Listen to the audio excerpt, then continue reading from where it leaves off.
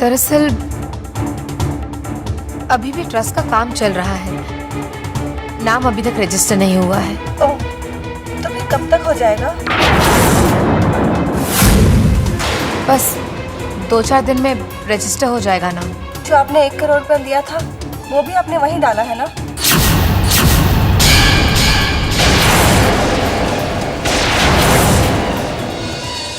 ठीक है, मैं इंतजार करूंगी। थैंक्स सारा। भाई मैं सोच रहा हूँ इस नेक काम में मैं भी कुछ मदद करूँ।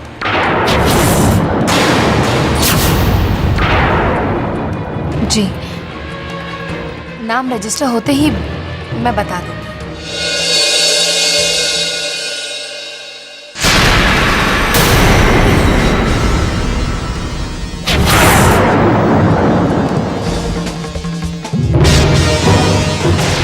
देख लिया ना तुमने अपनी ज़ारा का असली रूप।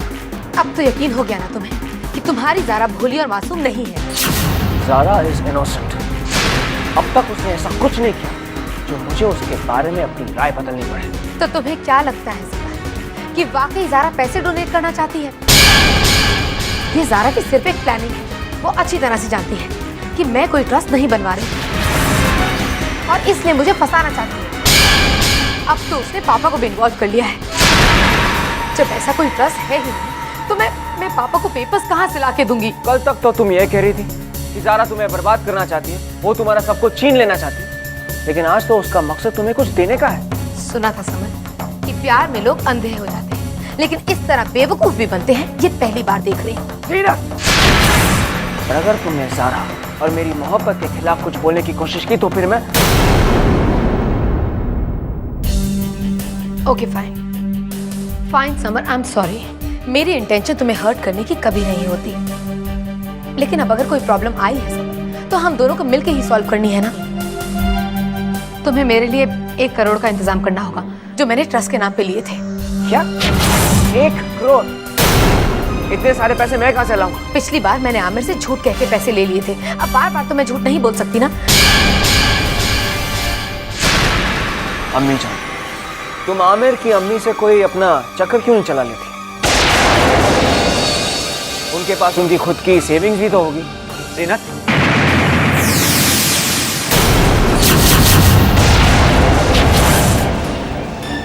तुम यहाँ क्या कर रही हो? मैं तो यहाँ ये किताब लेने आई थी। हमें झूठ मत बोलो जीनत। तुम्हें कितनी बार मना किया है मैंने कि मुझे तुम्हारा कुछ लोगों से बात करना बिल्कुल पसंद नहीं है।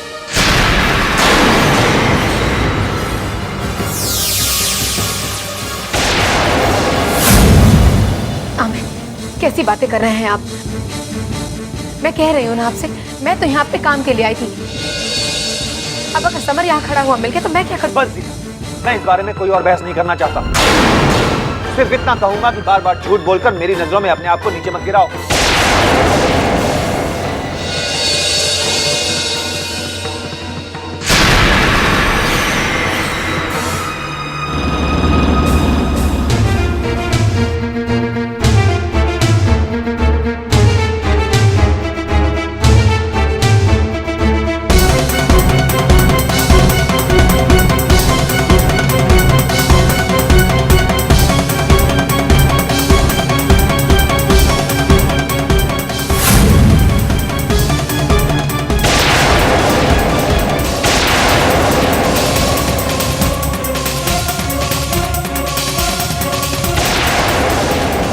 I'm sorry.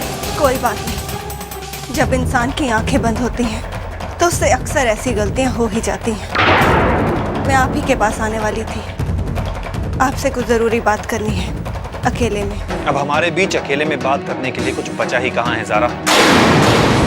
सब कुछ तो सबके सामने आ चुका है, इसलिए बेहतर यही होगा तुम्हें जो भी कहना है सबके सामने कहो। चोट जब गहरी लगी होती है तो बातों से दर्द नहीं होता हमें। खैर, मैं आपसे पर्सनल नहीं बल्कि ऑफिशियल बात करना चाहती थी। ऑफिस की बात ऑफिस में ही हो तो अच्छा है, और बात अगर घर की हो तो तुम्हें एक बात बता दूं ज़ारा कि तुम इस घर में रहती जरूर हो लेकिन इस घर की मेंबर नहीं हो, और मैं किसी गैर से अपने घर के बारे में बातें करना मुनासिब नहीं समझता। जानते हैं आमिर, जब इंसान किसी की बात नहीं सुनना चाहता तो इसके 2 मतलब होते हैं। या तो उस बात से बचने की कोशिश करता है या फिर वो उस बात को पहले से ही जानता है। Anyways thanks. रुको, कहो क्या कहना है। आई एम सॉरी आमिर, अब हमारे बीच बात तब होगी जब मेरी मर्जी होगी। बात तो तुम तब करोगी ना जब तुम्हारे पास बात करने के लिए कुछ होगा। ये सब तुम्हारे बहाने हैं मुझे परेशान करने के। तुमसे मेरे चेहरे पर खुशी देखी ही नहीं जाती ज़ारा। नहीं आमिर, मैं आपको दर्द कैसे पहुंचा सकती हूँ, क्योंकि चाहे जो कुछ भी किया हो आपने मेरे साथ, मगर आज भी जब आपको तकलीफ होती है तो आंसू इन आंखों से ही बहते हैं। अरे वाह, अब कुछ कहूंगी ना तो बुरा मान जाएगा। पैसे देखकर तेरी नीयत खराब हो गई, लेकिन आज तुझे चॉकलेट के लिए कुछ भी पैसे नहीं मिलेंगे, समझा? चल जा अब यहाँ से। अरे जाना।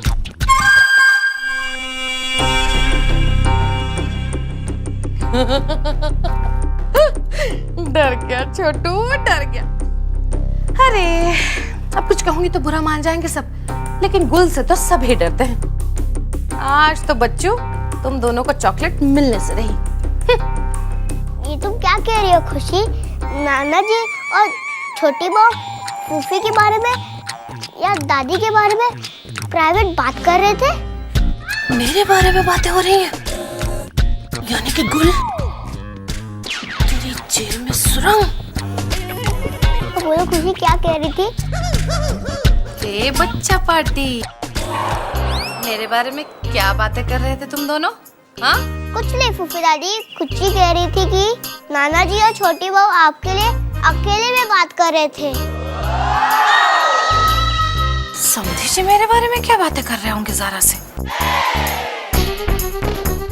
अब जरा इससे पूछ कर तो बता कि क्या बातें कर रहे थे वो लोग?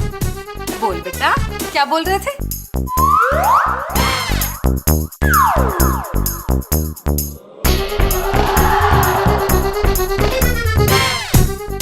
क्या बोली है? ये कह रही है कि पहले आप हमें चॉकलेट के पैसे दो, तब भी आपको इम्पोर्टेंट बात बताएगी। और अगर नहीं दूंगी तो नहीं बताएगी? नहीं। ठीक है, देती हूँ पैसे।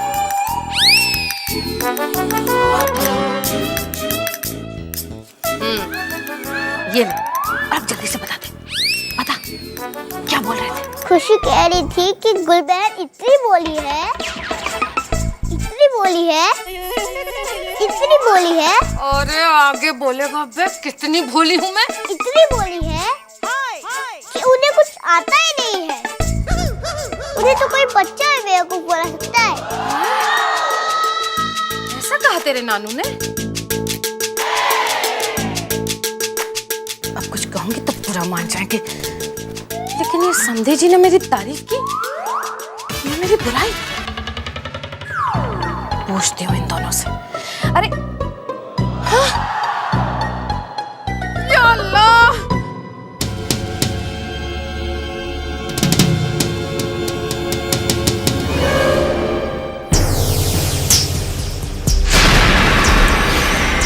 ज़ीनत, अम्मी, आप? क्या बात है बेटा, तुम कुछ परेशान सी लग रही हो? नहीं तो ऐसी कोई बात नहीं है। अपनी अम्मी की आंखों में देखकर कहो बेटा कि तुम सच कह रही हो। वाकई में ऐसी कोई बात नहीं है जिससे तुम परेशान हो? अम्मी,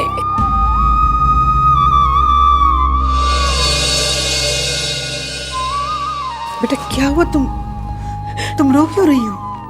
अम्मी, अम्मी अब मैं क्या बताऊं आपको? मैं एक बहुत ही बड़ी मुसीबत में फंस गई हूँ। मुसीबत? आखिर हुआ क्या है बेटा, मुझसे कहो, शायद मैं कुछ मदद कर सकूं। मैंने जो 1 करोड़ रुपया आमिर से लिया था,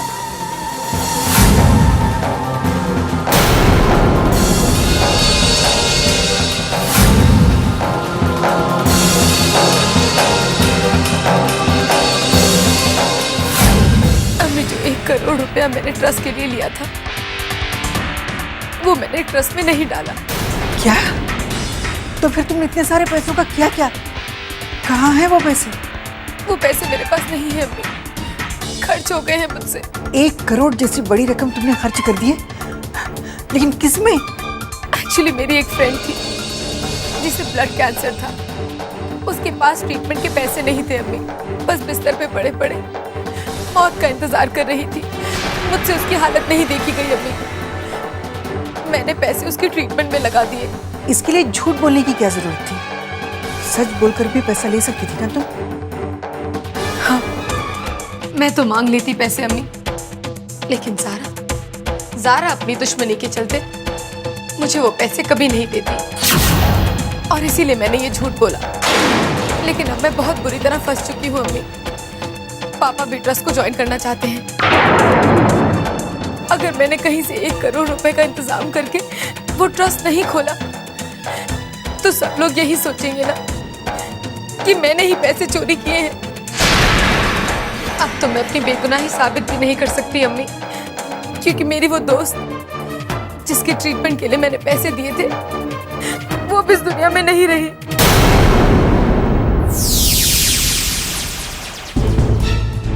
जीनत, मेरे होते हुए ऐसा हरगिज नहीं होगा बेटा। क्या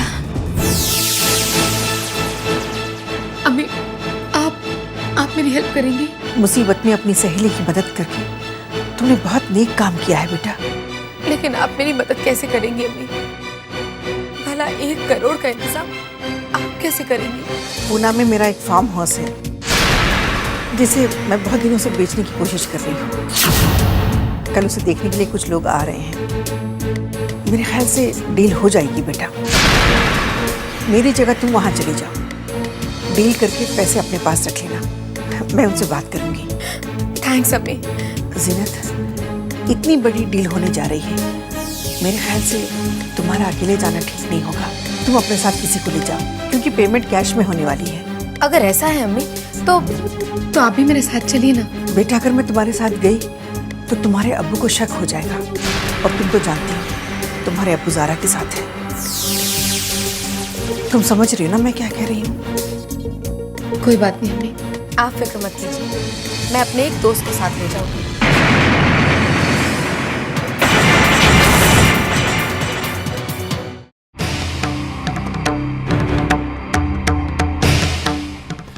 क्या हुआ अम्मी?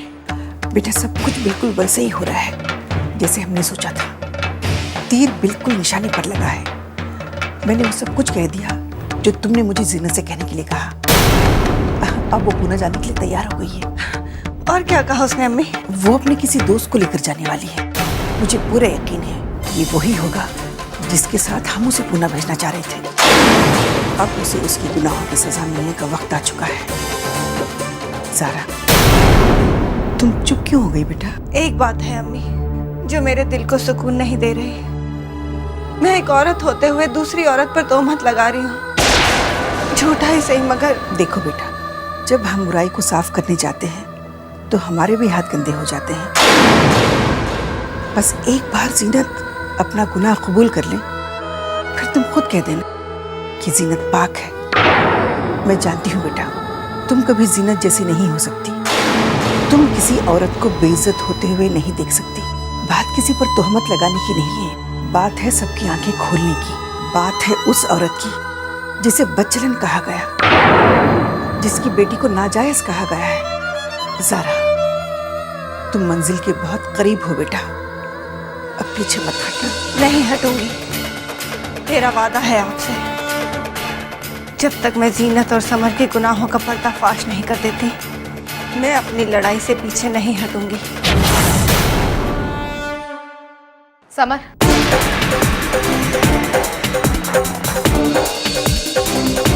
समर लिसन टू मी, मुझे तुमसे जरूरी बात करनी है। क्या बात? आमिर की बातों से तुम्हारा जी नहीं भरा तो तुम मुझसे मिलने फिर से यहाँ चली आई? तुमसे मिलने का मुझे कोई शौक नहीं। यहाँ सिर्फ मुझे मेरी मजबूरी लेकर आई है, और इस वक्त मुझे आमिर की नाराजगी से ज्यादा उस तलवार की फिक्र हो रही है समर, जो मेरे गले पे लटकी हुई है। आमिर को तो मैं फिर भी मना लूंगी, लेकिन अगर हमारा प्लान घर वालों के सामने आ गया ना, तुम्हारा तो पता नहीं, लेकिन मेरे लिए इस घर के दरवाजे हमेशा के लिए बंद हो जाएंगे। तो तुम चाहती हो कि इस घर के दरवाजे मेरे लिए बंद हो जाए? मैं यहाँ तुमसे बहस करने नहीं आई हूँ समर। मैं सिर्फ इतना बताने आई हूँ कि कल मैं पूना जा रही हूँ और तुम मेरे साथ चलोगे। पूना? लेकिन क्यों? मैंने अम्मी से बात की है। अम्मी मुझे पैसे देने के लिए तैयार हो गई है और इस डील को फाइनल करने के लिए तुम्हें मेरे साथ चलना होगा। मैं तुम्हारे साथ नहीं आ सकता। अरे तुम्हारे साथ साथ किसी ने मुझे देख लिया तो मैं भी प्रॉब्लम में फंस जाऊंगा। बस तो तुम वैसे भी जाओगे समर, क्योंकि अगर मुझे कुछ हुआ ना तो तुम भी नहीं बचोगे। इसलिए भलाई इसी में है कि मेरी बात मान लो और चुपचाप मेरे साथ चलो, वरना। वाह, मौका देखते ही ब्लैकमेल करने से नहीं चुपती हो तो मुझे मंजूर है, मैं आऊंगा तुम्हारे साथ। लेकिन मेरी भी एक शर्त है, हम दोनों साथ साथ नहीं जाएंगे, अलग अलग जाएंगे, ताकि किसी को हम पर शक ना हो। Fine with me.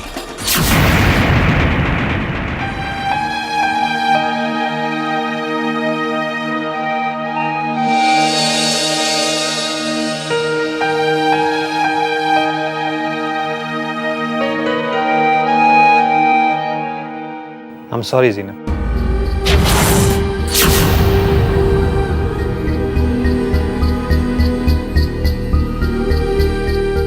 आज स्टडी रूम में जो कुछ भी हुआ उसके लिए मैं बहुत शर्मिंदा हूँ। न जाने गुस्से में तुम्हें क्या कुछ कह गया, लेकिन गलती तुम्हारी भी है। मेरे लाख मना करने के बावजूद तुम उस समर से, वो समर जो हमारी बर्बादी की वजह है, जिसको साथ मिलाकर ज़ारा ने हमसे हमारा सब कुछ लूट लिया, और तुम उस समर के साथ कैसे बात कर सकती हो, कैसे कोई रिश्ता रख सकती हो? आमिर, आप गलत समझ रहे हैं। मैं समर से बात नहीं कर रही थी, मैं तो बस वहाँ। बस जीवन, मैं इस बारे में कोई बात नहीं करना चाहता। अरे क्या हमारे इस घर में पहले ही कम टेंशन हैं जो हम इस बात को और आगे बढ़ाएं? कुछ दिनों के लिए इस माहौल से निकलना चाहता हूँ, मैं दूर जाना चाहता हूँ। इसलिए जीनत, मैंने ये फैसला किया है कि हम कल रात की फ्लाइट से 1 हफ्ते के लिए लंदन जाएंगे। मैंने टिकट्स बुक करा दी हैं, तुम सामान पैक करो। कल? लेकिन कल मैं कैसे जा सकती हूँ? अगर मैं चली गई तो उस डील का क्या होगा? क्या हुआ? क्या सोच रही हो? कुछ नहीं आमिर, बस यही कि हम इस तरह सडनली लंदन नहीं जा सकते। क्यों नहीं जा सकते? यहाँ रखा ही क्या है जिसे हम छोड़कर नहीं जा सकते? बात कुछ छोड़कर जाने की नहीं है आमिर। मैं तो सिर्फ अमन की बात कर रही हूँ, अमन के फ्यूचर की। आमिर, इस तरह अगर सडनली हम कल लंदन चले गए तो अमन के स्कूल का क्या होगा? कल से अमन के एग्जाम्स हैं और इस साल अगर उसने एग्जाम्स नहीं थे तो उसका एक पूरा साल बर्बाद हो जाएगा। एंड आई एम श्योर आप ऐसा तो कभी नहीं चाहेंगे ना? ऑब्वियसली जी, ये भी कोई पूछने की बात है। तुम अमन की पढ़ाई का ख्याल रखो, लंदन हम नेक्स्ट मंथ चले जाएंगे।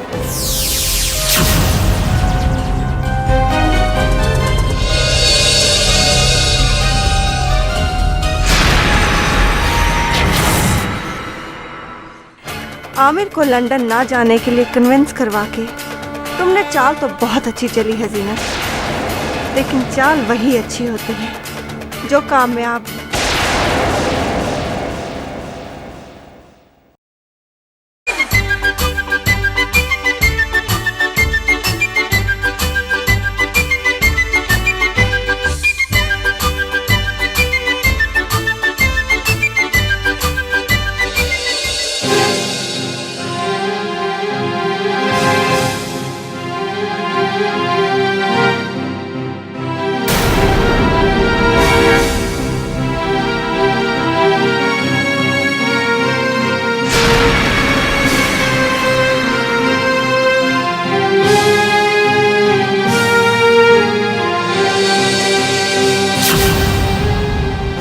बदतमीजी है।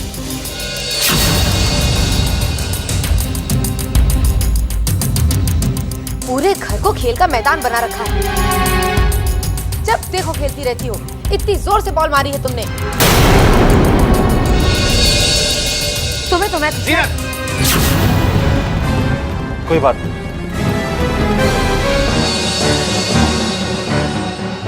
खुशी, क्या है ये सब? जब देखो खेलना खेलना, सिर्फ खेलना। तुम्हें पता नहीं कुछ ही दिनों में अमन के एग्जाम स्टार्ट होने वाले हैं। ना खुद पढ़ती हो ना अमन को पढ़ने देती हो। चलो उसे पढ़ने दो। लेकिन मेरे एग्जाम तो नेक्स्ट मंथ है छोटी मॉम।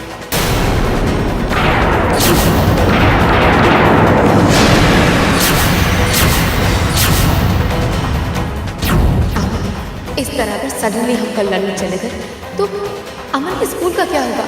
कल से अमन के एग्जाम्स हैं।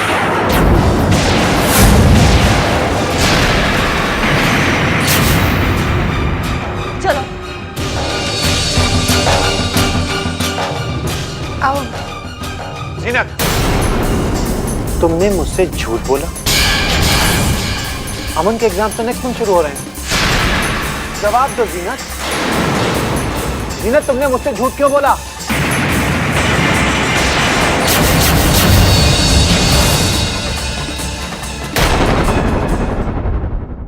जवाब दो जीनत कि तुमने मुझसे झूठ क्यों बोला, जबकि तुम्हें अच्छी तरह मालूम है कि मैं इस घर के हालातों से थक चुका हूं।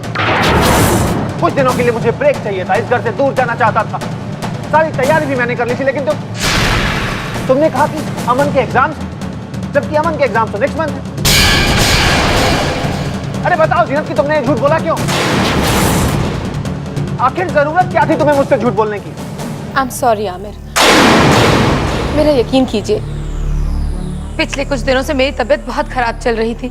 मैं जाने की कंडीशन में नहीं थी आमिर, और मैं आपको ये बताना चाहती थी, लेकिन मुझे लगा कि शायद ये रीजन आपको बुरा लगे, इसलिए मैंने अमन का। इसलिए तुमने अमन के एग्जाम्स होने का बहाना लिया? अरे जीनत, अगर तुम मुझे सच बोल देती ना तो शायद मुझे उतना दुख नहीं होता जितना कि आज ये झूठ जानकर हो रहा है। लेकिन इस झूठ को जानकर मुझे तुम पर गुस्सा आ रहा है और खुद पर तरस कि मेरी बीवी को मुझ पर इतना भी यकीन नहीं है कि वो मुझसे अपने दिल की बात कह सके। आप मुझे गलत बस।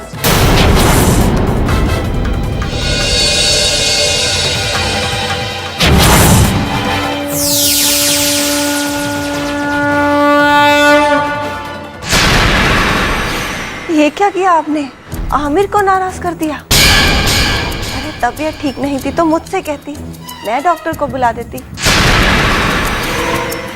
खैर, ये लीजिए टैबलेट्स, खा लीजिएगा, तबीयत ठीक हो जाएगी।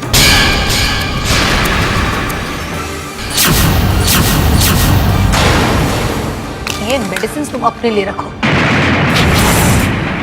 क्योंकि बहुत जल्द इसकी जरूरत तुम्हें पड़ेगी। आओ अमन।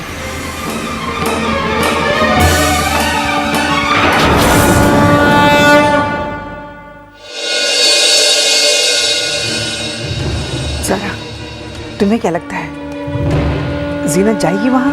जरूर जाएगी, उसे जाना ही होगा अम्मी, अपनी बर्बादी से मिलने।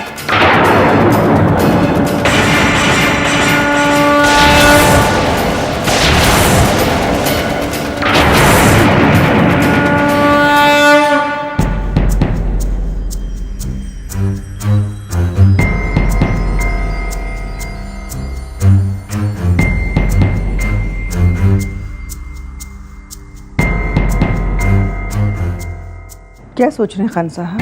यही कि वक्त के साथ साथ इंसान की सोच कितनी बदल जाती है। आप किसकी बात कर रहे हैं? किसकी सोच बदल गई है? तुम्हारी बेगम। ये आप क्या कह रहे हैं? वही जो सच है बेगम। आजकल जारा के साथ तुम्हारा रवैया बदल नहीं गया? जारा, जिसका नाम लेते लेते तुम्हारी जुबान नहीं थकती, जिसे तुमने बहू का नहीं अपनी बेटी का दर्जा दे रखा, आज उसी जारा का नाम सुनना तुम्हारे लिए गवारा नहीं? आखिर जारा ने ऐसा क्या कर दिया जो तुम उसके इतने खिलाफ हो गई? क्या तुम ये भी भूल गई हो कि ये वही जारा है जो तुम्हें वापस इस घर में लेकर वापस मेरी जिंदगी में शामिल किया? आज उसकी नेकियों का ये सिला दे रही हो तुम? बस कीजिए खान साहब, कभी कभी आंखों देखी बात भी सच नहीं होती। शायद इसलिए आज मैं आपकी नजरों में गलत हूँ, लेकिन मेरा यकीन कीजिए, मैं वही कर रही हूँ जो वक्त की जरूरत है, जो सही है। अपनी गलती को सही साबित करना तुम्हारी पुरानी आदत रह चुकी है बेटी। लेकिन याद रखना, एक बार अपने सामने जारा की बेइज्जती होते हुए मैं देख चुका हूं, लेकिन इस बार ऐसा नहीं होने दूंगा। अगर तुम्हारी वजह से उसे कुछ भी सहना पड़ा तो मैं तुम्हें जिंदगी भर माफ नहीं करूंगा।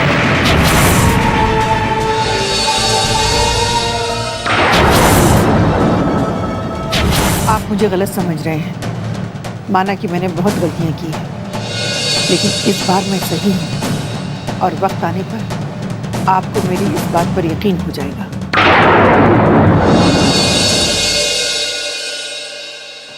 Excuse ma'am. शर्मा जी आइए ना। कुछ बात बनी क्या? जी मैडम। मैडम, जिस तरह की ज़मीन आप अपनी रिजॉर्ट के लिए चाहती थी, ठीक वैसी ही ज़मीन हमने पूना के पास देख ली है और मैंने उस ज़मीन के कागजात भी मंगा लिए हैं। आप देख लीजिए।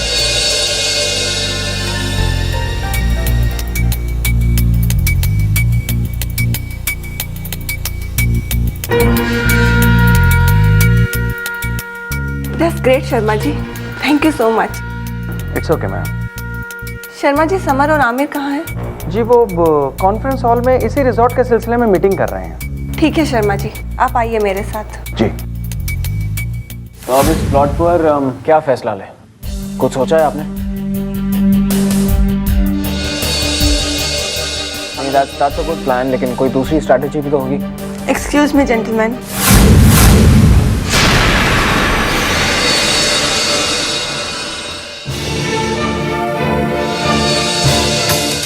Sorry for disturbing you. मैं आप सबको ये बताना चाहती हूँ कि जिस रिजॉर्ट प्लान पर हम डिस्कस कर रहे हैं उसकी ज़मीन हमें मिल गई है। ये रहे उस ज़मीन के मैप और पेपर्स। मैंने इसे देख लिया है। ये ज़मीन पूना हाईवे के साथ लगी हुई है और हमारे रिजॉर्ट प्लान के लिए पूरी तरह सूटेबल है।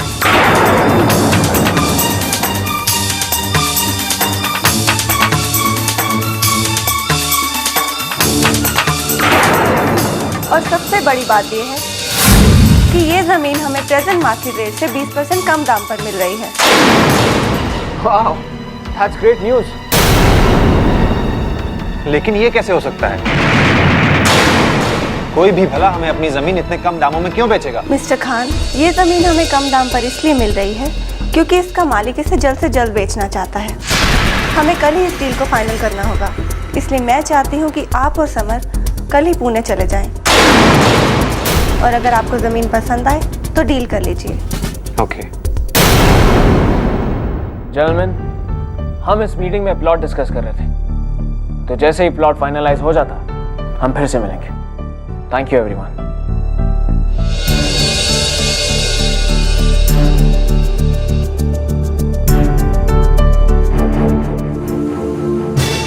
ज़ारा, जमीन की डील तो ठीक है, लेकिन आमिर को मेरे साथ भेजने की क्या जरूरत थी? क्या तुम्हें मुझ पर कोई भरोसा नहीं? ऐसा नहीं है समर। बोर्ड के कुछ मेंबर्स की कंप्लेंट थी कि आमिर के एमडी होने के बावजूद भी हम उन्हें कंपनी के डिसीजन में शामिल नहीं करते, इसलिए सिर्फ फॉर्मेलिटी के लिए मैं उनको तुम्हारे साथ भेज रही हूँ। कंपनी चलानी है तो हमें सबको साथ ही लेकर चलना होगा ना समर? ठीक है।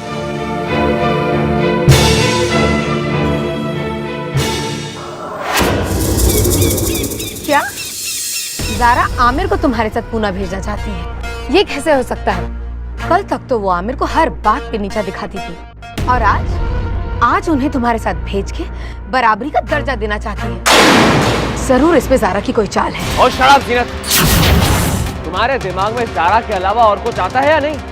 उसे तो मालूम भी नहीं कि मैं तुम्हारे साथ पूना आ रहा हूँ वो फार्म हाउस की डील करने की। ज़ारा पर शक करना छोड़ दो, वरना कहीं ऐसा ना हो कि मजबूरी में मुझे तुम्हारा साथ भी छोड़ना पड़े। नहीं समझ, मैं ज़ारा पे शक करना नहीं छोड़ सकती। And I have my reasons। एक प्रॉब्लम खत्म होती नहीं कि दूसरी खड़ी हो जाती है, दूसरी प्रॉब्लम खत्म होती नहीं कि तीसरी खड़ी हो जाती है, और ये सब कुछ उसी दिन से हो रहा है जिस दिन से ज़ारा ने इस घर में दोबारा कदम रखे हैं। मेरे पास तुम्हारी इन फालतू बातों के लिए कोई वक्त नहीं है। अब जैसा मैं कहता हूँ वैसा ही करो। सबसे पहले तो उस बायर को फोन करो और उसे कहो कुछ पर्सनल रीजंस की वजह से वो फार्म हाउस की डील कल के बजाय परसों करेंगे।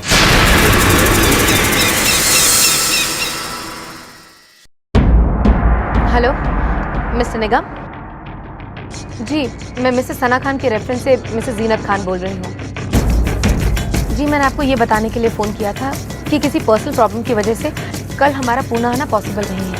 क्या हम फार्म हाउस की डील परसों कर सकते हैं प्लीज? ओह नहीं नहीं, अगर ऐसी बात है तो आई मैनेज। हम डील कल ही करेंगे। बाय। क्या बात है, क्या बोला मैंने? डील पोस्टपोन नहीं हो सकती समर, क्योंकि वो आदमी कल रात को ही आउट ऑफ इंडिया जा रहा है और 15 दिन बाद लौटेगा, और हमारे पास इतना वक्त नहीं है समर कि हम उसके लौटने तक का इंतजार करें। ठीक है, तो फिर ये डील कल ही होगी। इसमें रिस्क तो है, लेकिन ये रिस्क तो हमें लेना ही पड़ेगा।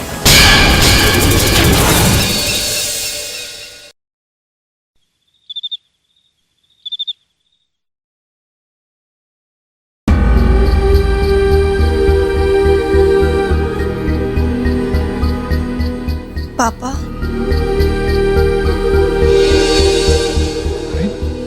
सारा तुम इस वक्त यहाँ सब ठीक तो है ना बेटा? हाँ पापा, सब ठीक है। बैठो बेटा।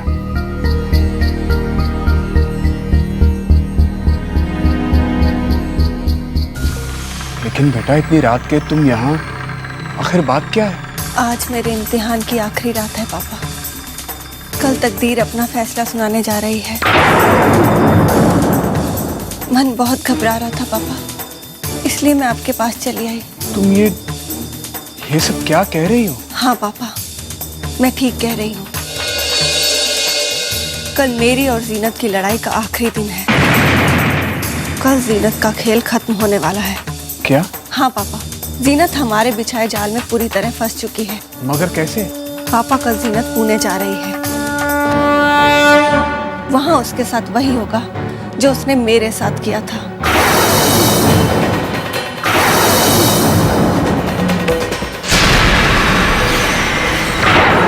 आखिर वो दिन आ ही गया जब जीनत को अपने गुनाहों का हिसाब देना होगा। लेकिन पता नहीं पापा, मैं क्यों कमजोर पड़ रही हूँ। मेरा दिल मुझसे एक ही सवाल पूछ रहा है कि जो कुछ मैं जीनत के खिलाफ कर रही हूँ, क्या वो सही है? सारा बेटा, इस ख्याल को अपने दिमाग से निकाल दो, क्योंकि तुम जो कुछ कर रही हो वो जीनत के खिलाफ नहीं, उसकी उस बुराई के खिलाफ है। उस सच्चाई की जीत के लिए तुम ये सब कर रही हो जिसे जीनत ने झूठ साबित किया था। तुम अपने दामन पर लगे दाग को मिटाने के लिए ये सब कर रही हो। अपनी बेटी खुशी को इंसाफ दिलाने के लिए सब कर रही हो। तुम्हारी लड़ाई जीनत के साथ नहीं है, बल्कि उसके उस झूठ, उसके उस फरेब, उसके नापाक इरादों के साथ। जरा सच और झूठ की लड़ाई के बीच जीत हमेशा सच्चाई की ही होती है। तो बेटा, इस लड़ाई में तुम अकेले नहीं हो, मैं भी तुम्हारे साथ हूं। और मैं खुद देखना चाहता हूं कि कैसे झूठ सच्चाई के सामने अपने घुटने टेकता है।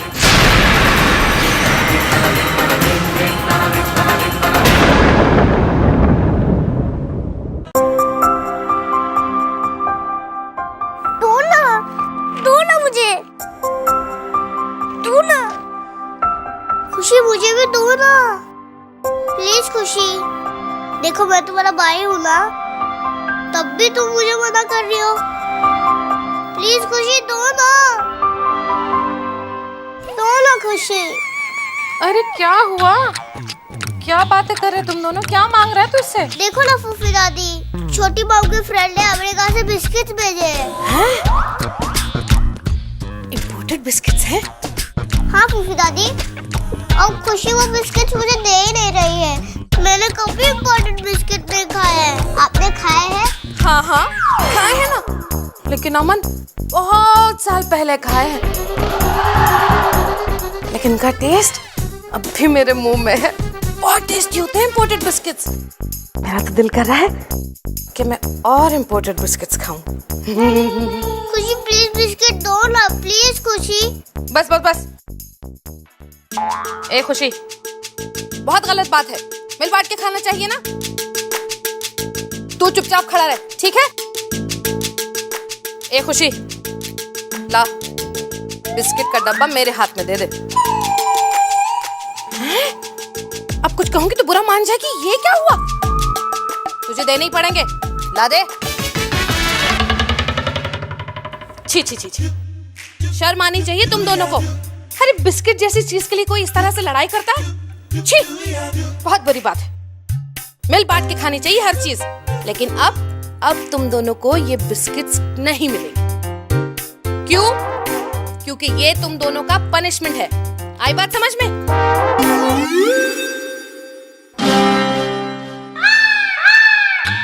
चलो जाओ अब यहाँ से, जाओ। चलो चलो चलो चलो, पलट के वापस मत आना।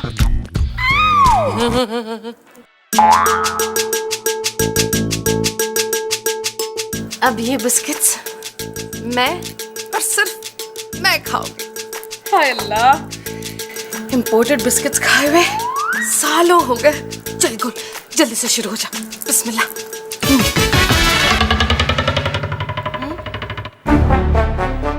ये बिस्किट का टेस्ट कुछ अलग अलग सा है। अब इतने साल हो गए, टेस्ट बदल दिया होगा इंपोर्टेड बिस्किट्स का। कोई बात नहीं, तू खा गुल, तू खा, दो एक साथ।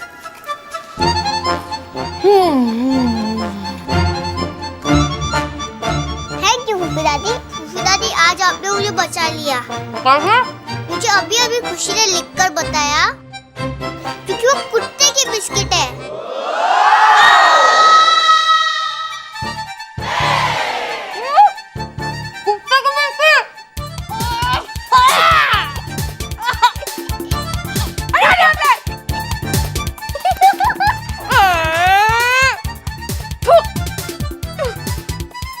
मारे, पता नहीं किस बात का बदला लेते रहते हैं मुझसे। कुत्ते की बिस्किट खिलाती है।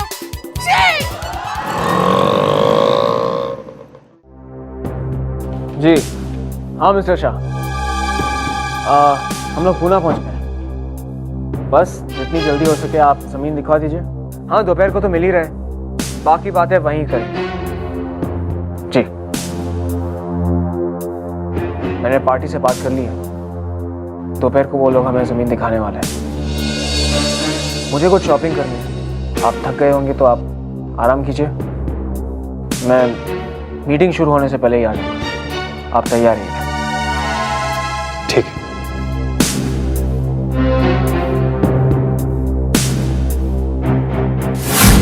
हेलो जीनत, कहाँ हो तुम? मैं तो यहाँ फार्म हाउस पहुँच चुकी हूँ, लेकिन तुम्हारा कोई आता पता ही नहीं है। कहाँ हो तुम? मैं ट्रैफिक जाम में फंस गया था, इसलिए देर हो गई। तुम वहीं रुको, मैं थोड़ी देर में पहुंच रहा हूँ।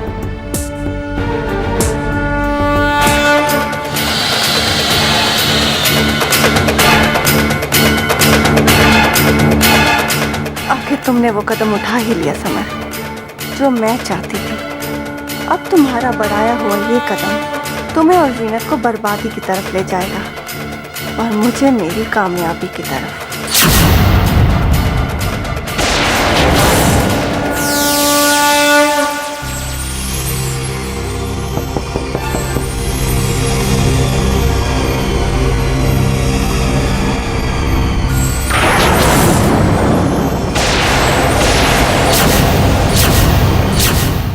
तुम?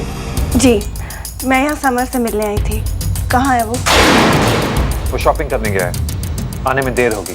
तो क्या मुझे यहीं दरवाजे पर खड़े रहकर उसका इंतजार करना होगा?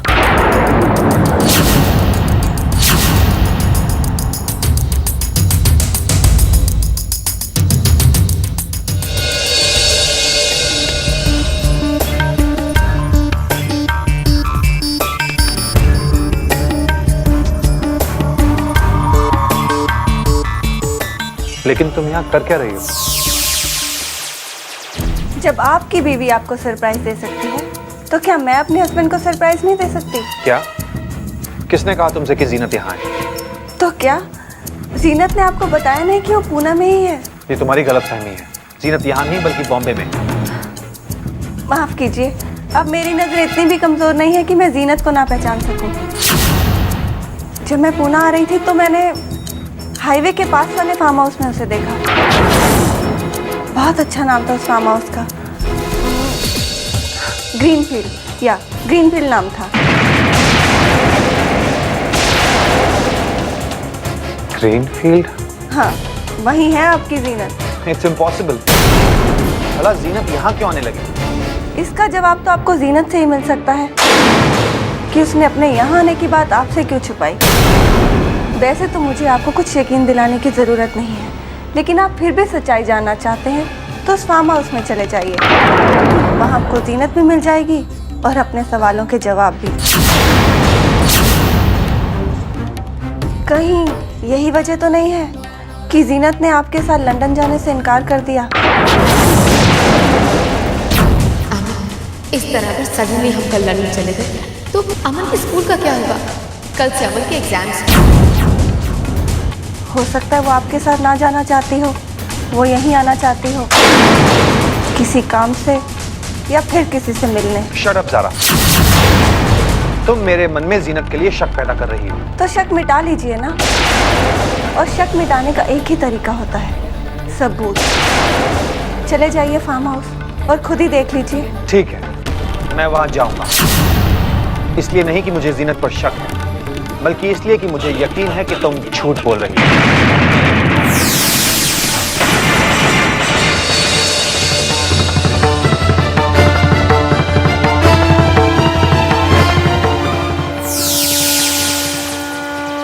लोग कहते हैं कि गुजरा हुआ वक्त लौट कर नहीं आता, लेकिन आज मैं वक्त की इस आदत को बदल दूंगी जीनत। आज तुम भी उस तरह शक के कटघरे में खड़ी होगी जिस तरह एक दिन मैं खड़ी थी। आज तुम पर भी उसी तरह इल्ज़ाम लगाया जाएगा जिस तरह कल मुझ पर लगाए गए थे, और आज तुम्हें अपना गुनाह कबूल करना ही होगा। तुम्हें भी आमिर सज़ा देंगे जैसे कल उन्होंने मुझे दी थी। हम दोनों में फ़र्क सिर्फ इतना होगा कि मेरे पास आंसू पोंछने के लिए मेरे अपने थे, लेकिन तुम्हारे पास तो कोई आंसू पोंछने वाला भी नहीं होगा। नमस्कार, सलाम, सत श्री अकाल और खुदा हाफिज दोस्तों। हम बड़ी मोहब्बत और नीयत से आपके लिए इतना बेहतरीन एंटरटेनमेंट, सस्पेंस, ड्रामेटिक, रोमांस भरा कंटेंट लेकर आते हैं। फिर भी आप में से बहुत से लोग सिर्फ वीडियो देखकर खामोशी से चले जाते हैं। ना कोई कमेंट, न ही कोई फीडबैक। क्या हमसे कोई खता हो रही है? कोई चूक हो गई हो तो बताइए ना। आपके अल्फाज, आपकी राय हमारे लिए बेहद अहम है। बिल्कुल दुरुस्त फरमाया ज़ारा ने। आप लोग सिर्फ देखते हो लेकिन न लाइक करते हो, न ही कोई राय देते हो। क्या हमारा एपिसोड आप लोगों को पसंद नहीं आता? अगर आप लोग लाइक, कमेंट और सब्सक्राइब नहीं करोगे तो हम ताजगी और जोश कहाँ से लाएं अगला एपिसोड बनाने के लिए? मुझे यकीन है कि आप समझदारी से काम लोगे और आइंदा हर एपिसोड पर कम से कम 10-10 हज़ार लाइक और कमेंट्स तो बनते हैं, है ना ज़ारा? क्या ख्याल है? बिल्कुल आमिर, आपने सच्ची बात कह दी। अगर किसी को कोई गुर्बत या परेशानी है तो हमें बताना चाहिए कमेंट में या हमारे व्हाट्सएप ग्रुप में जो हमने खास आपके लिए शेयर किया है। लेकिन अफसोस, आप लोग न ग्रुप ज्वाइन करते हो, न चैनल सब्सक्राइब, न वीडियो पर दिल से लाइक करते हो, न कोई तासुरात देते हो। भाई, हमें कैसे पता चलेगा कि आप लोगों को हमारी मेहनत पसंद आ रही है या नहीं? देखिए, ये सिलसिला यूं ही नहीं चलेगा। अब फौरन इस वीडियो को लाइक कीजिए, अपना कमेंट छोड़िए और चैनल को सब्सक्राइब करना न भूलिए। अब मैं चलती हूँ, लेकिन याद रखिए, आप सब हमारे इन वेब सीरीज परिवार का हिस्सा बन चुके हैं। दुआओं में याद रखिएगा और अपना ख्याल भी।